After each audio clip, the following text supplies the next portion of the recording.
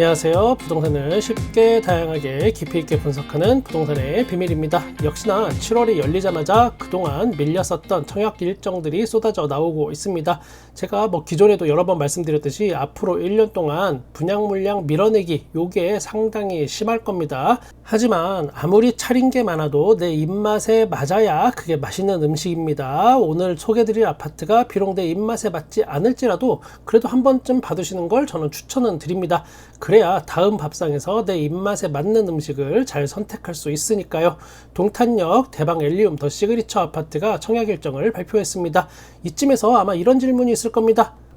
부비 양반, 동탄에 대해서 그동안 좀 고평가되었다는 뉘앙스로 얘기하지 않았나? 그런데 왜 갑자기 동탄 아파트를 얘기하지? 그리고 나는 서울 살고 서울 아파트만 관심 있는데. 자, 일단 이곳은 분양가 상한제 아파트입니다. 지금 강남권 일부를 제외하고는 분양가 상한제가 다 해제되었죠. 덕분에 분양가는 하늘 높은 줄 모르고 계속 폭등 중입니다. 이 정도까지 오를 상황은 분명히 아님에도 계속 분양가를 지금 올리고 있는 거 그 상황 맞습니다. 단순히 또 분양가 상한제 아파트이기 때문에 제가 언급하는 것인가? 꼭 그건 아닙니다. 여기는 서울 사람도 일단 청약의 기회가 있습니다. 화성시 1년 이상 거주자 30%, 경기도 6개월 이상 거주자 20%, 그리고 서울과 인천을 포함한 수도권 거주자 50%의 당첨 비율이 또 있습니다. 위치를 보시면 동탄역 주변에 들어설 거의 마지막 분양가 상한제 아파트입니다.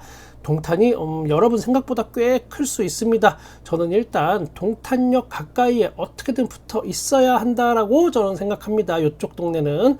그 외 지역은 같은 동탄 안에 있다 하더라도 급변하는 부동산 경기에 정말 많이 흔들릴 수가 있습니다. 그러면 이곳이 그럼 과연 역세권인가? 엄밀하게 말하면 역세권으로 보기는 어렵습니다. 직선거리로 동탄역까지 아파트 외곽 단지 기준으로는 한 700m가 좀 넘게 떨어져 있습니다. 대신 또 이쪽에 변화가 있습니다. 좋아지는 면. 경부고속도로가 이 길을 지나서 사실상 동탄은 그동안 동서 이렇게 나뉘었었습니다. 그동안의 대장 아파트들을 보면 동탄역에 붙어있는 동탄역 롯데캐슬 있고, 또 여기 우남 퍼스트빌, 그 다음에 그 밑에 더샵 센트럴시티, 그리고 하나 꿈의 그린, 여기 요쪽까지 이렇게 이 동네였습니다. 동탄역 기준으로 동쪽에 위치한 아파트들이 주로 많은 관심을 가졌었죠. 이제 이 경부고속도로가 지하화되면서 그동안 상대적으로 홀대받았던 서쪽 지역, 그리고 특히 요쪽 서쪽에서 약간 내려온 요쪽 지역들이 서서히 관심을 받을 것으로 예상이 됩니다. 그 중에 거의 마지막 분상제 아파트입니다. 요 아파트가. 그 다음에 이제 학군을 보게 되면 여기는 주변에 여울초등학교, 그 다음에 이산중학교, 이산고등학교 등이 모두 가까이에 있습니다. 물론 길을 건너야 하긴 해요. 우리가 하지만 신도시나 대규모 택지개발지구 요쪽에 장점을 꼽을 때 항상 이야기하는 게 학교 상황을 꼽기도 합니다. 서울도 학교가 막 그렇게 많은 것 같은데 요거 학군 엉망인 곳 정말 많습니다. 서울에도. 대방 엘리움 주변으로 동탄트램 2호선이 예정되어 있습니다. 이쪽으로. 이 부분은 마이너스 요인까지는 아니지만 그렇다고 엄청난 지축을 뒤흔들 만한 그런 호재는 또 아닙니다. 집 앞에 뭐라도 하나 생기는 거는 분명 좋은 일이지만 그건 상대적으로 이런 거 같은 경우에는 동탄역으로 접근이 어려운 지역의 이야기입니다. 여기는 어쨌든 동탄역까지 접근성이 상대적으로 좋은 편이고 도보로도 이동할 수 있기 때문에 큰 영향력은 없다. 요 정도로 보실 수 있겠습니다. 자, 이번엔 단지 배치도 한번 보겠습니다. 단지 규모는 전체 아파트가 464세대이고 여기에 또 오피스텔이 이 단지 안에 88실이 있습니다. 오피스텔은 왼쪽 귀퉁이 이쪽에 여기 있습니다. 306동. 자, 보시면 차량 출입구가 아파트와 오피스텔이 서로 분리되어 있습니다. 오피스텔도 여기 하는 게 작은 평형 아니고 큰 평형이지만 저는 다루지 않겠습니다. 가격이 하여튼 아니에요. 자, 보시면 전체적으로 거의 남향과 남동향, 남서향이 골고루 분포되어 있습니다. 아파트 단지가. 높은 경쟁률을 보여줄 것으로 예상이 되는 과천 지정타 안에 과천 디에트로 퍼스티지 이쪽 아파트 같은 경우 성량값 배치였던 것에 비해서 이번에는 같은 브랜드 대방임에도 불구하고 V자형 갈매기형 배치를 통해서 조망권 그리고 일조권을 모든 곳들이 골고루 누릴 수 있게 분포를 했습니다. 그런데 제가 미리 말씀드리자면 저같이 어느 정도 선택장애가 있는 사람들에겐 조금 가혹한 배치를 했다고 볼 수도 있습니다. 아주 일 잘해.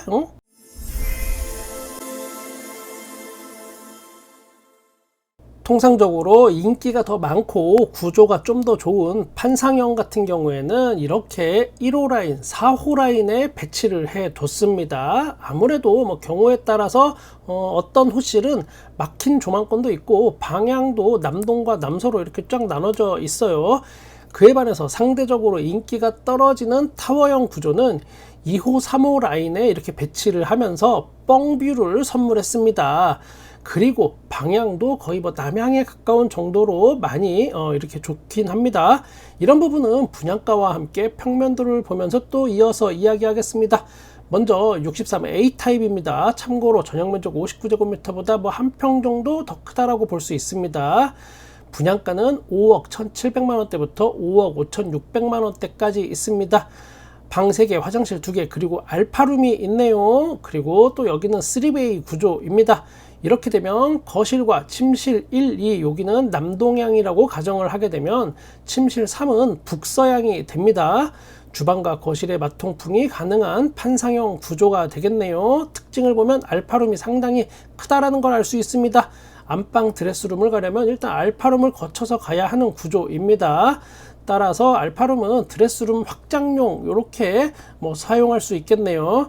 그리고 팬트리가 2개인데 현관 입구에 하나 그리고 복도에 하나 이렇게 2개가 있습니다. 이 평형대에선 조금 보기 어려운 그런 사이즈네요. 수납은 걱정이 없겠습니다. 그리고 거실 폭이 여기가 4,300입니다. 상당히 요 평형대에는 잘 나오지 않는 폭입니다. 보통은 59제곱미터 같은 경우에는 사이즈가 3,900에서 4,000 요 사이가 많이 있습니다.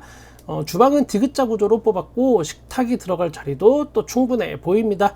이렇게 상대적으로 넓게 빠진 이유는 보통은 3면 구조 아니면 2면 구조 베란다 확장인데 여기는 좀 특이하게 베란다가 원래는 4면에 다 있었어요. 그거를 좀 확장한 겁니다. 그러다 보니까 영향이 좀 있지 않았나 이렇게 생각이 됩니다. 어쨌든 뭐 실제 크기는 여러분이 직접 가서 확인하셔야 합니다. 자, 단지 배치도로 그 위치를 다시 한번 확인해 보면 이렇게 됩니다. 아무래도 뭐 기왕 당첨이 된다면 305동에 배정을 받는 게 제일 좋긴 하겠네요. 다음은 63B 타입입니다. 분양가는 4억 4,500만원부터 4억 7,800만원대까지 있습니다. 그리고 여기는 타워형 구조입니다. 주방과 거실의 맞통풍, 요런 거는 좀 어렵죠. 그러나 우리에게는 공기청정기라는 게 있으니까 너무 걱정하지 말자고요. 자, 3베이 구조인데 단지 배치도를 또 여기서 먼저 잠깐 보고 가시면 거실과 안방 그리고 작은 방 하나가 1호 라인 판상형보다 조금 더 남향입니다. 그리고 시원한 조망권을 가지고 있고요. A타입과 가장 큰 차이점을 말씀드리면 상대적으로 여기는 분양가가 더 저렴하다는 점이 일단 하나 있고 그리고 알파룸은 없습니다. 방 3개, 화장실 2개입니다. 거실 폭도 아까는 4,300이었는데 여기는 3,900으로 A타입보다 폭이 좁습니다. 그리고 드레스룸 자체는 A타입보다 조금 큰 것 같지만 알파룸이 없고 대신 여기 또 창문이 없습니다. 타워형 구조의 가장 일반적인 문제점이 요거죠. 드레스룸 환기를 할 수 없지만 여러분 걱정하지 마세요. 우리에게는 제습기라는 아주 신문물이 있습니다. 팬트리도 A타입은 2개였던 반면에 여기는 현관 팬트리 하나뿐이 없고 크기도 그리 크지 않습니다. 그러면 또 수납이 걱정이신 주부들이 참 많이 있을 텐데 그 부분도 너무 걱정하지 마세요. 요즘 집안 서열이 엄마가 1등, 아이들이 2등, 강아지가 3등 그리고 마지막이 남편이잖아요. 남편의 쓸데없는 물건을 대폭 줄이면 여러분께서 충분한 수납 공간을 확보할 수 있습니다. 저희 집도 뭐 거의 그렇게 사용하고 있는데 제가 뭐 그거에 대해서 불만이 있어서 이렇게 돌려서 까는 건 이번에는 82A 타입입니다. 아무래도 경쟁률이 가장 셀 것 같은 평형대입니다. 분양가는 6억 2,300만원대부터 6억 8,200만원대까지 있습니다. 여기 4베이 구조이고 방 4개, 화장실 2개입니다. 여기는 아예 어정쩡한 사이즈의 알파룸이 아니고 그냥 방을 따로 하나 더 뺐어요. 상당한 장점이 될 수 있네요. 요 비슷한 평형대에 비해서 방이 하나 더 있으니까. 드레스룸 자체가 굉장히 크고 길게 빠졌습니다. 그리고 여기에 또 창문이 있고 팬트리는 여기 한 개밖에 없는데 상당히 크게 빠졌습니다. 다시 이 평형대 배치도를 한번 보시면 역시나 가장 인기가 많은 것 같은 평형을 가장 애매한 위치에 이렇게 배치를 했어요. 뭐 가장 좋은 건 301동 4호 라인이 아닐까 싶습니다. 가장 남향에 가깝고 눈앞에 걸리적거리는 것도 뭐 없으니까요. 그 다음 82B 타입입니다. 분양가는 5억 9,400만원대부터 6억 5천만원대까지 있습니다. 아까 앞에서 살펴본 63B 타입을 쭉 늘려놓은 것 같아서 특별한 설명은 안 하겠습니다. 침실 3 요 부분이 크게 잘 빠지고 수납도 잘 될 수밖에 없네요. 단지 배치도를 보시면 구조가 상대적으로 안 좋은 약점을 더 좋은 조망권으로 극복하려 한 노력을 우리가 알 수 있습니다. 그러면 이 가격의 수준은 과연 어느 정도인가? 요거 중요하죠. 어쩌면 제일 중요해요. 요거 한번 알아봐야겠죠. 동탄역 대방 엘리움 더 시그니처 요 북쪽에 있는 동탄역 반도 유보라 아이비파크 5.0 여기 아파트가 둘이 좀 비교할 만합니다. 여기는 2017년 아파트입니다. 그에 반해서 대방 엘리움은 2027년 입주니까 두 아파트 간의 차이는 대략 연식이 10년 차 납니다. 예를 들어서 대방 엘리움이 이제 10년 차 아파트가 될 때 이 아파트는 20년 차 아파트가 되는 거죠. 세대수 차이는 크게 나진 않습니다. 반도차가 545세대 그리고 대방 엘리움이 464세대 둘 다 미들급으로 뭐 고만고만합니다. 아파트 가격의 가장 큰 차이를 보일 수 있는 동탄역까지와의 거리 요거 가장 중요한 건데 요걸 보면 요거는 직선거리 500m 그리고 직선거리 700m 이렇게 차이가 납니다. 아파트 연식과 동탄역과의 거리 등을 여러분께서 종합적으로 좀 판단을 해보시고 지금 수준이 어느 정도인가 보셔야 할 겁니다. 지금 현재 실거래가를 보면 반도 5차는 전용면적 84제곱미터가 9억 후반대에 거래가 되고 있습니다. 지금 현재 대방 엘리움의 분양가가 대략 6억 중반이라고 판단을 해보면 둘 간의 현재 시점 가격 차이는 3억 정도 난다 뭐 이렇게 봐야 되긴 하겠네요. 하지만 또 무언가 엄청난 로또라는 생각은 들지 않습니다. 현재 시점에서. 그렇다고 또 이걸 완전히 모른 척 하기에도 조금 애매하기도 합니다. 이건 어디까지나 현재 시점인 거고 몇 년 후에 여러분이 이제 당첨되고 살다가 요걸 매도할 때가 되었을 때쯤 그러니까 대충 한 거주 의무가 있으니까 5년 있으니까 2032년 뭐 그 후가 되겠네요. 그러니까 대략 한 10년 차가 되는 그쯤에 아마 매도가 많이 있을 겁니다. 그때 이 지역의 부동산 가격이 어떻게 변할 건가에 대한 예상은 여러분 각자가 해보셔야겠습니다. 이런 대규모 택지개발지구 아파트의 장점은 로열층에 배정될 기회가 누구에게나 공평하게 있다라는 겁니다. 보통 우리가 재건축이나 재개발 아파트 이렇게 일반 분양 받는 거 보면 일반 분양 받는 사람들은 거의 뭐 저층 아니면 구조가 정말 안 좋은 곳에 많이 배치를 합니다. 그러면서 돈을 또 엄청 많이 받아요. 자, 인기 많은 아파트는 로열층을 아예 엄두도 못 냅니다. 그리고 조합원 옵션이 훨씬 더 좋고 혜택도 많기 때문에 나중에 매도할 때 가격 차이도 확실하게 많이 납니다. 서울 같은 경우에 비싼 아파트는 한 몇 억도 차이가 나요. 그러다 보니까 일반 분양 받는 사람들 입장에서는 이거 뭔가 좀 서운하고 나를 호구로 보는 거 아닌가 이런 느낌이 들기도 합니다. 조합원 입장에서 돈이 필요하니까 일반 분양 받는 거고 그 돈으로 공사하면서 때때로 일반 분양 받는 사람들을 조금 무임승차한다고 표현하는 사람도 있긴 합니다. 지금 보시는 것은 제 지난 영상 중에 달렸던 실제 댓글입니다. 꽤 오래된 댓글이니까 여러분 굳이 찾지 마세요.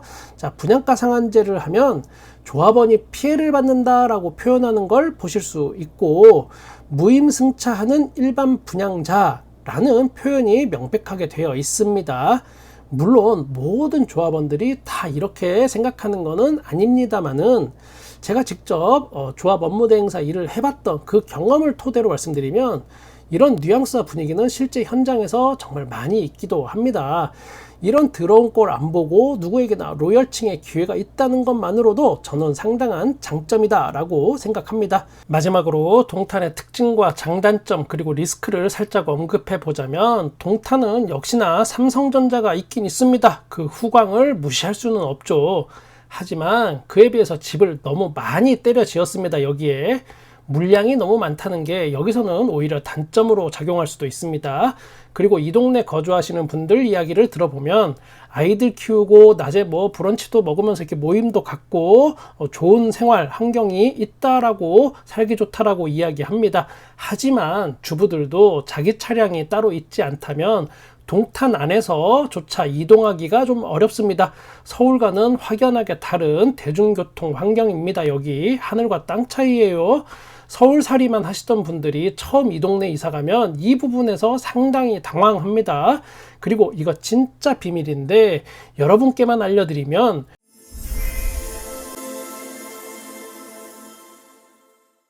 결국 여기에 집을 소유하고 거주하고 계시는 분들도 최종 목표는 집을 팔고 서울로 입성하는 겁니다. 직장이 이곳에 있어도 뭐 삼성전자 다닌다 하더라도 결국은 집을 팔고 기회만 된다면 서울로 가려고 서로 노력하는 중입니다. 집 팔고요. 사람은 움직일 수 있습니다. GTX도 움직입니다. 그러나 땅은 움직이지 않습니다. 여기가 어쨌든 물리적인 환경 자체가 서울과는 너무 멀리 떨어진 곳이라는 점은 변하지 않습니다. 심지어 분당하고도 차이가 많이 나요. 그걸 보완하기 위해서 GTX라는 게 동원되었지만 땅 자체가 서울하고 가까워지진 절대 않습니다. 부동산에서는 이게 어쩌면 가장 중요한 포인트가 될 수도 있습니다. 여기도 20년, 30년 후에는 슬럼화가 될 테고 그때는 지금과 같은 위상을 보이기는 좀 힘들어질 겁니다. 혹시나 이 동네 진입하신다면 이 동네 사는 다른 집주인들처럼 그들과 마찬가지로 출구 전략을 항상 머릿속에 염두에 두셔야 합니다. 제가 자주 하는 이야기 있습니다. 집은 사는 것보다 파는 게 더 중요합니다. 부동산 시장이 앞으로 1년간 일어날 분양 물량 밀어내기, 그 안에서 여러분께 최선의 결과가 있으시길 항상 응원하겠습니다. 저는 여러분의 부동산에 끝까지 함께 하겠습니다. 구독과 좋아요 감사합니다. 부동산의 비밀이었습니다.